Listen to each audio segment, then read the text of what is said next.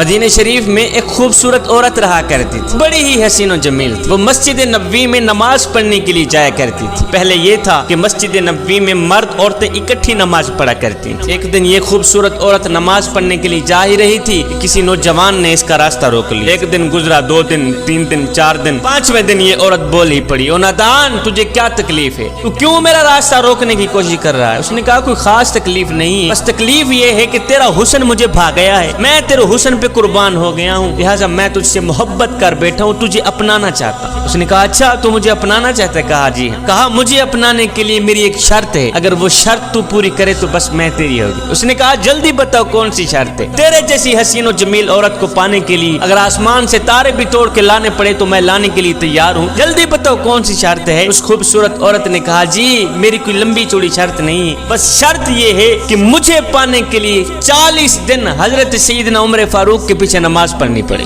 40 دن عمر کے پیچھے نماز تو پڑھ، میں تیری ہوگی۔ اس نے کہا یہ تو کوئی مسئلہ ہی نہیں۔ اس نے فوراً کیا وضو، سیدھا مسجد میں، فجر ہے تو مسجد میں، ظہر ہے تو مسجد میں، عصر مغرب عشاء ہے تو مسجد میں۔ اس نے مسجد کے ساتھ دوستی لگا لی خوبصورت عورت کو پانے کے لیے۔ ہے میں قربان جاؤں عمر تیری جماعت پر، میں قربان جاؤں عمر تیری نماز پر۔ ادھر سے یہ نوجوان حضرت سیدنا عمر فاروق کے پیچھے نمازیں پڑھتا رہا، ادھر سے دل کا زنگ اترتا رہا ہے۔ ادھر سے یہ نوجوان سیدنا عمر فاروق کے پیچھے اللہ کو سجدے کرتا رہا، ادھر سے دل کی دنیا بدلتی رہی۔ جوانوں جب 40 دن مکمل ہوئے، توجہ 40 دن یہی نوجوان اسی راستے سے جا رہا تھا کہ وہی خوبصورت عورت راستے میں کھڑی۔ کہا نوجوان تو نے میری شرط پر عمل کیا ہے، میری شرط کا احترام کیا ہے۔ میں نے کہا تھا مجھے پانے کے لیے 40 دن عمر کے پیچھے نماز پڑھنی پڑے گی۔ میرے جیسی حسین و جمیل عورت کو پانے کے لیے 40 دن اللہ اللہ کرتا رہا، 40 دن قیام کرتا رہا، 40 دن رکوع کرتا رہا، 40 دن سجدے کرتا رہا۔ اے نوجوان تو نے میری شرط پوری کی ہے، لہٰذا میں تیرے سامنے کھڑی ہوں، جو کرنا ہے کر لے، جو کرنا ہے کر لے۔